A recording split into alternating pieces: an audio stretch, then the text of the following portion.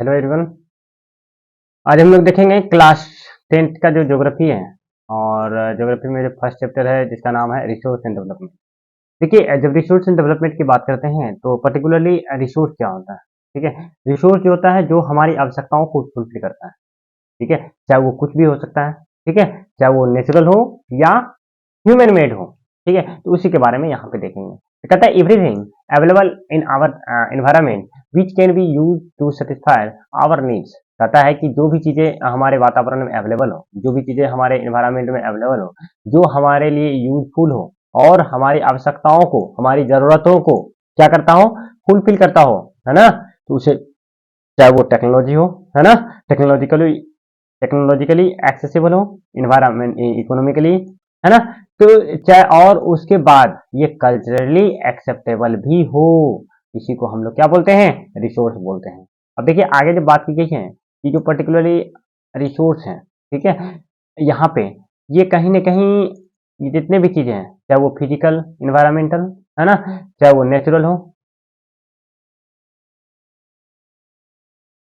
Technological हो, institutional wise हो, ये कहीं ना कहीं सब एक दूसरे पे इंटरडिपेंडेंट है, एक दूसरे से रिलेशनशिप में है। मान लीजिए कि कोई भी कुछ ऐसी चीजें होती है जो पर्टिकुलरली बिना टेक्नोलॉजी का नहीं हो सकता, और कुछ चीजें ऐसे होती है टेक्नोलॉजी के चलाने के लिए इंस्टीट्यूशन की आवश्यकता होती है, नेचर की भी आवश्यकता होती है। यानी कि जितनी भी चीजें हैं, चाहे वो नेचर हो, चाहे वो टेक्नोलॉजी हो, चाहे इंस्टीट्यूशन हो, सारे के सारे एक दूसरे पे इंटरडिपेंडेंट है ना। ये सब के सब क्या है, इंटरडिपेंडेंट है। कहता है process of transformation of things available in our environment involve an interactive, है ना, interactive relationship between nature, technology, institution. मतलब सब, चाहे वो नेचर हो, टेक्नोलॉजी हो, चाहे वो इंस्टीट्यूशन हो, सब के सब एक दूसरे पे क्या है, इंटरडिपेंडेंट है। तो उसी तरह से यहाँ पे बात की गई है कि जो ह्यूमन बीइंग्स हैं वो कहीं ना कहीं नेचर के साथ, है ना, चाहे वो जिस भी मीडियम से हो, टेक्नोलॉजिकली हो या डायरेक्टली हो, है ना, वो कहीं ना कहीं क्या करता है, वो पर्टिकुलरली आपको देखने को मिलेगा कि इन्वायरमेंट पे ही डिपेंडेंट होता है ना। चाहे वो कोई भी एक्टिविटीज करें, इकोनॉमिक डेवलपमेंट के लिए हो या सेल्फ सर्वाइवल के लिए हो। कहता है कभी आप सोचते हैं, कहता है do you think that that resources are free gift of nature. ये जितने भी चीजें हैं, ठीक है, जो भी चीजें नेचर में अवेलेबल है, वो कहीं ना कहीं गॉड के द्वारा हमें क्या दिया गया, एज ए गिफ्ट के रूप में प्रोवाइड किया गया है। कि पर्टिकुलरली कहता है कि पर्टिकुलरली जो भी चीजें हैं, ठीक है, अवेलेबल इन्वायरमेंट में खास करके, वो कहीं ना कहीं सब के सब गॉड के द्वारा प्रोवाइड किया गया है। अब देखिए, कहता है कि रिसोर्स जो है यहाँ पे डिवाइड किया गया है, ठीक है, चार भाग में।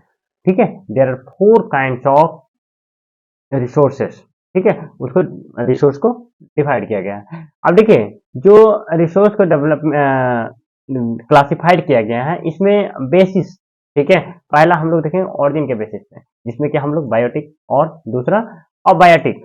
बायोटिक मतलब जिसमें जीव हो ना, और अबायोटिक मतलब जो निर्जीव हो, है ना। अब उसी तरह से आगे देखें। अब पर्टिकुलरली जब हम बात करते हैं तो दूसरा हम लोग देखेंगे एग्जॉस्टिबल और नॉन एग्जॉस्टिबल, है ना। एग्जॉस्टिबल के बेसिस पे, जिसमें कि हम लोग देखेंगे रिन्यूएबल और नॉन रिन्यूएबल के बारे में। उसी तरह से हम लोग देखेंगे on the basis of ownership के अकॉर्डिंग, तो जिसमें हम लोग इंडिविजुअल के बारे में जानेंगे, कम्युनिटी के अकॉर्डिंग, नेशनल इंटरनेशनल जो के अकॉर्डिंग हम लोग रिसोर्स के बारे में जानेंगे। और फिर लास्ट में हम लोग देखेंगे on the basis of status of development, जिसमें हम लोग पोटेंशियल के बारे में देखेंगे, डेवलप्ड स्टॉक्स रिजर्व के बारे में हम लोग देखेंगे।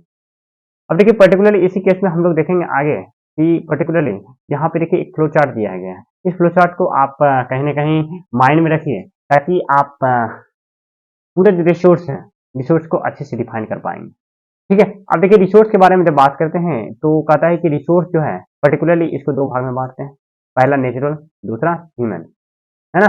और नेचुरल में जब बात करते हैं तो यहाँ पे आ जाता है रिन्यूएबल और दूसरा आता है नॉन रिन्यूएबल। इसी केस में फिर आगे चलते हैं हम लोग। रिन्यूएबल कहते किसको है, जो कंटिन्यूअस मैनर में हमें प्रोवाइड किया गया है, मतलब कि कभी समाप्त नहीं हो सकता है। और नॉन रिन्यूएबल के केस में जो हमें कुछ समय के बाद समाप्त हो जाएगा, है ना। तो आप देखिए यहाँ पे रिन्यूएबल में भी हमें यहाँ पे दो भाग में, एक बायोलॉजिकल हो जाता है, बायोलॉजिकल में हमारा नेचुरल वेजिटेशन है ना, और जैसे कि फॉरेस्ट हो गया, वेजिटेशन हो गया। उसी तरह से आप दूसरा देखेंगे वाइल्ड लाइफ। वाइल्ड लाइफ में जब बात करेंगे तो जैसे कि जो भी जंगली जीव हैं, जैसे कि एनिमल्स में लायन हो गया, टाइगर हो गया, ये सब चीजें बारे में। अब देखिए नॉन रिन्यूएबल में एक रिसाइकलेबल, दूसरा नॉन रिसाइकलेबल के बारे में, ठीक है, जिसमें कि फॉसिल फ्यूल्स हो गया, मेटल्स हो गया, ये सारी चीजें। अब देखिए इसी क्रम में हम लोग ह्यूमन रिसोर्स की जब बात करेंगे, यहाँ पे स्ट्रक्चर एंड इंस्टीट्यूशन, दूसरा क्वांटिटी एंड क्वालिटी, है ना। तो ये सब चीज के बारे में हम लोग देखेंगे यहाँ पे।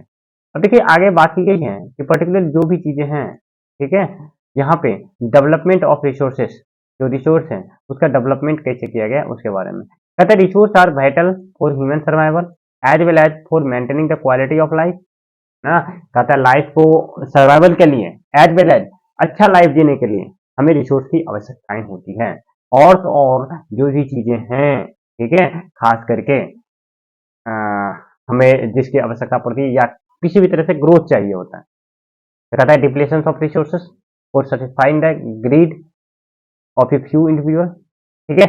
उसके बाद जाकर के accumulation of resources, few hands कुछ का हाथ होता है, कहता है turn divide the society and segmentation have a note note और रिच और पुअर। कहता है कि पर्टिकुलरली जिसके पास जितना रिसोर्सेस है, अगर किसी के पास ज्यादा रिसोर्सेस है उसको हम लोग रिच बोलते हैं, और जिसके पास कम रिसोर्सेस होता है उसको पुअर बोलते हैं। ये सोसाइटी का एक सेगमेंटेशन है। अगर सोसाइटी को डिवाइड करने की बात की गई है तो रिसोर्स के अकॉर्डिंग ही सोसाइटी को डिवाइड किया गया है, रिच एंड पुअर में। कहता है indiscriminate exploitation of resources has led global ecological crisis such as global warming, है ना, ozone layer depletion, environmental pollution and land degradation. कहता है कि पर्टिकुलरली ये जो रिसोर्स का है ना, कौन कितना रिसोर्स को एडॉप्ट कर सकता, कौन कितना रिसोर्स को जमा कर सकता है ना। तो इसको लेकर के बहुत सारे प्रॉब्लम क्रिएट हो रहे हैं हमारे वर्ल्ड में, जिसमें कि हमारे पास ग्लोबल वार्मिंग एक बहुत ही बड़ा क्या है, चैलेंजिंग टास्क होते जा रहा है। उस तरह से डिप्लेशन, इन्वायरमेंट, पॉल्यूशन, है ना, लैंड डिग्रेडेशन, धीरे धीरे जमीन का कमी हो रहा है ना। तो ये सारे के सारे हमें देखने को मिलते हैं आज के दिन में। अब देखिए पर्टिकुलरली कहता है कि खास करके जब हम बात करते हैं यहाँ पे, कि कहता है as an equitable distribution of resources has become essential for sustainable quality of life and global peace. कहता है कि इक्वल जितने भी इन्वायरमेंट में, ठीक है, इन्वायरमेंट में जितने भी रिसोर्सेस हैं उसका इक्वल डिस्ट्रीब्यूशन होना चाहिए। अगर इक्वल डिस्ट्रीब्यूशन होगा तो इस केस में क्या होगा, इस केस में ये होगा कि पर्टिकुलरली कहीं ना कहीं ग्लोबल लेवल पे पीस रहेगी, पीस मेंटेन रहेगा, बट ऐसा हो नहीं रहा है ना। कहता if the present trend of resources depletion a few individuals and countries continue. कहता है कि कुछ कंट्री के पास बहुत ज्यादा रिसोर्सेस हैं, कुछ कंट्री के पास बहुत कम है। कहता है फ्यूचर में हमारा जो प्लानेट है, ये जो डिस्क्रिमिनेशन है, किसी कंट्री के पास ज्यादा रिसोर्सेज है और किसी कंट्री के पास कम है, इसको लेकर क्या होगा, इसको लेकर के कहीं ना कहीं हमारा प्लानेट जो है वो एक दिन डेंजर की स्थिति में चला जाएगा। तो कहता है क्या कि देयरफॉर, इस प्रकार, ठीक है, resource planning is essential for sustainable existence of all the forms of life. कहता है इस तरह से जो रिसोर्स है, ठीक है, रिसोर्स का पर्टिकुलरली कैसे हम लोग यूज भी करें और आने वाले जनरेशन के लिए भी बचा के रखें, तो इसको लेकर के एक अच्छा प्लानिंग की आवश्यकताएं हैं, ठीक है। अब देखिए यहाँ पे बात की गई है कि जो सस्टेनेबल सस्टेनेबल आप जानते होंगे जो सस्टेनेबल डेवलपमेंट है, ठीक है, गोल है वो 17 है, ठीक है। आप इसके बारे में आप डिटेल से देखिएगा आगे जब हम लोग देखेंगे चैप्टर, ठीक है।